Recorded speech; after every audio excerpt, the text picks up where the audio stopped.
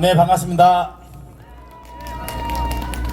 대부분이 건국전쟁 보셨을 겁니다만은 제가 지난번에 기적의 시작을 보면서 느꼈던 거는 이승만 대통령이 해방 당시에 몇 살이었는지 아십니까? 70. 딱 정확하게 70살입니다. 70살 때 귀국을 하셔서 다시 재건국, 건국을 위해서 애를 쓰셨는데 저는 아직 70이 안 됐기 때문에 희망을 갖습니다.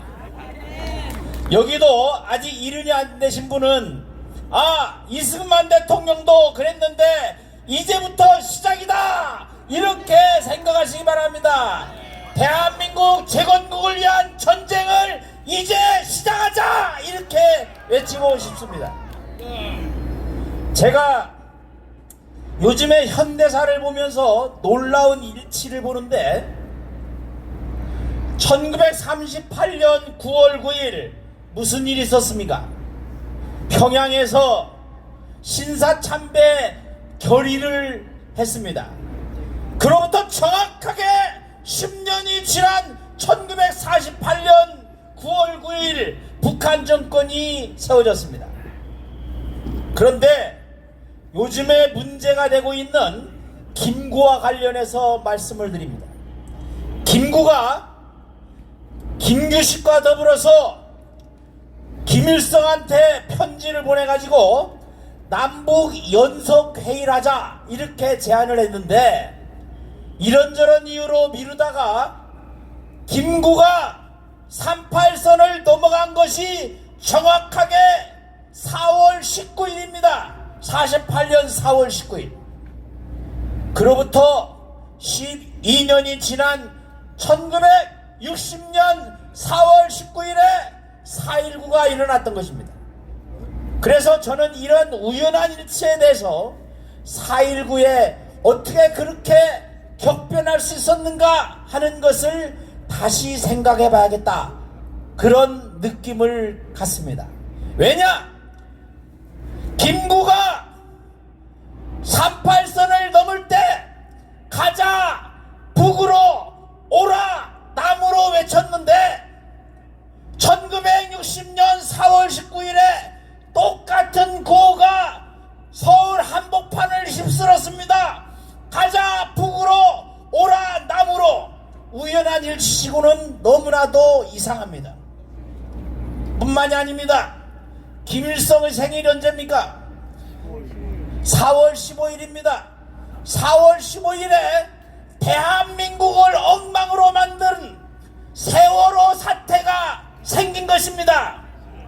4월 15일. 그리고 또 몇 년이 지났습니다. 대한민국을 이렇게 엉망진창으로 만든 부정선거 2020년 4월 15일 정확하게 4월 15일입니다. 그래서 이러한 일치들은 우연한 것이 아닐 것이다. 한 번만이 아니라 겹쳐서 나타나면 이건 이 뒤에 분명히 김일성 괴뢰도당 그 음모가 있었지 않았는가 이렇게 생각하지 않을 수가 없는 것입니다. 김구가 38선을 넘기 전에 며칠 전에 평양에서 보도가 된 것이 있습니다. 평양발로에서 한국의 현대신문에서 보도된 것 뭐냐? 김구와 김규식은 이미 항복했다. 그래서 곧 이승만도 항복할 것이다. 이것이 김구가 38선을 넘어가기 전에 북한에서 나돈 말입니다. 김구가 평양에 갔습니다.